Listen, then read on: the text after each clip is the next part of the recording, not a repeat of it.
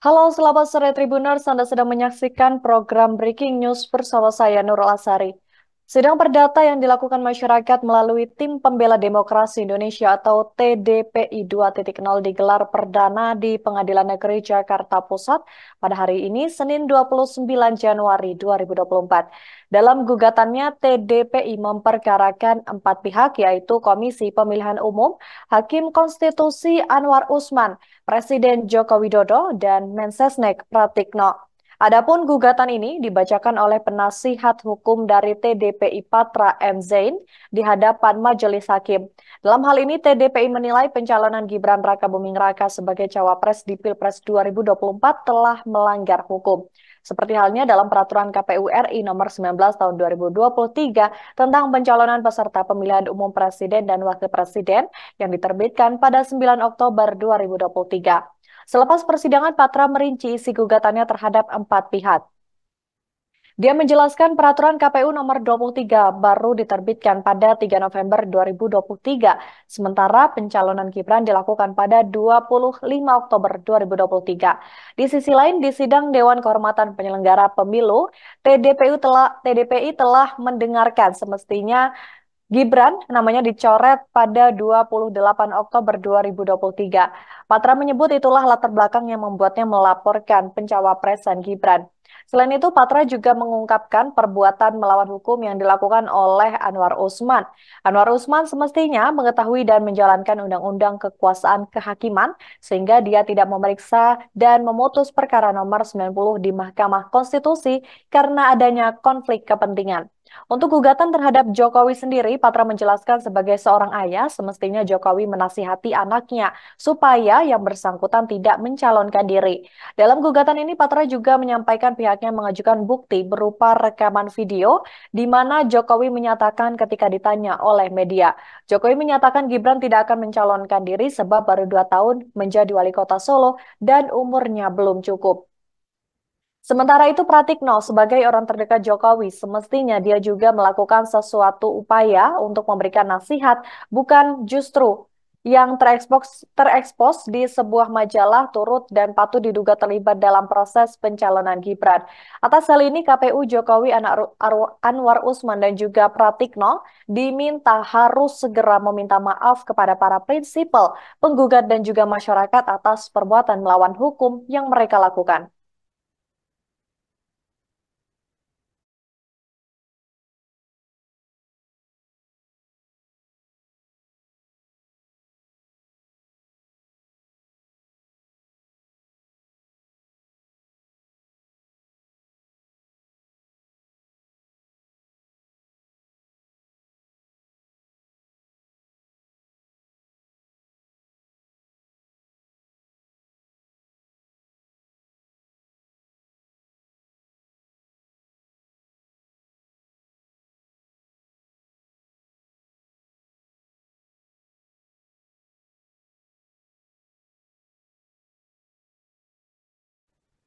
Koordinator Staf Khusus Presiden Ari Dwi Payana mengungkap isi pertemuan antara Presiden Joko Widodo dengan Sri Sultan Hamengkubuwono X di Yogyakarta pada Minggu 28 Januari kemarin.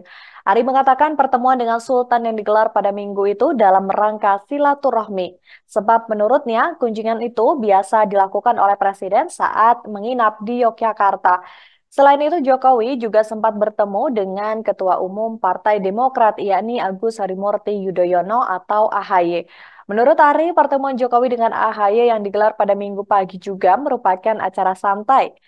Seperti diberitakan sebelumnya, Jokowi asik bersepeda dengan AHY di alun-alun utara Yogyakarta pada Minggu. Keduanya sarapan di rumah makan Gudeg Yu Jum Wijilan, Yogyakarta. Adapun setelah sekitar 45 menit sarapan sambil berbincang, Jokowi dan AHY kembali menuju Gedung Agung. Sampai di depan Gedung Agung, AHY pamit kepada Jokowi untuk melanjutkan kegiatan berikutnya.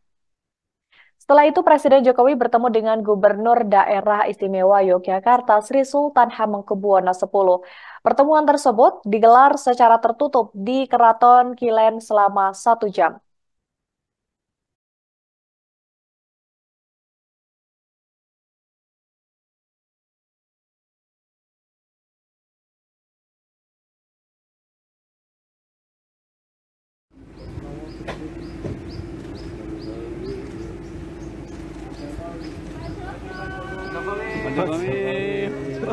Pak Jokowi, Pak.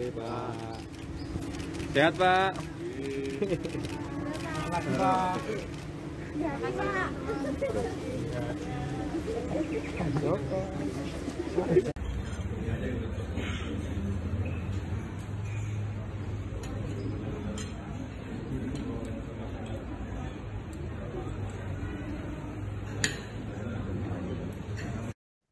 Presiden Joko Widodo enggan berkomentar ketika ditanya soal kapan akan berkampanye pada pemilu 2024.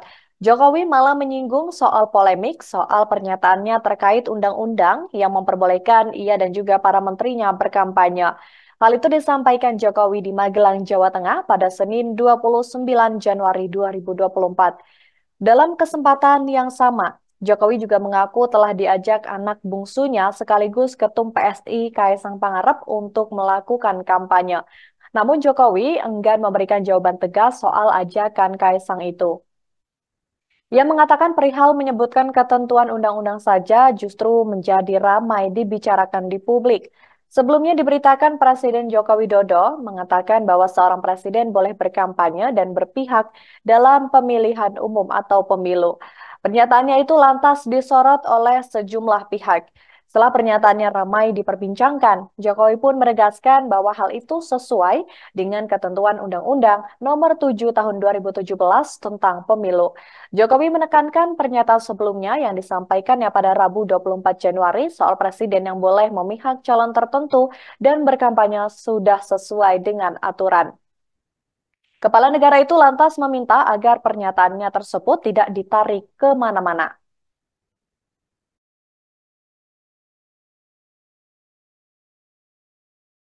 Isu lain lagi Bapak, izin kemarin sempat ramai yang di Halim Bapak menyampaikan yang Presiden soal pernyataan kampanye itu kan ada pertanyaan dari wartawan mengenai menteri boleh kampanye atau tidak. Saya sampaikan ketentuan dari aturan perundang-undangan. Ini saya tunjukin Undang-Undang Nomor 7 Tahun 2017 jelas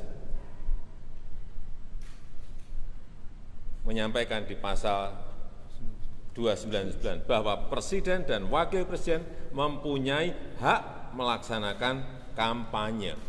Jelas. Jadi yang saya sampaikan ketentuan mengenai undang-undang pemilu. Jangan ditarik kemana-mana. Ya.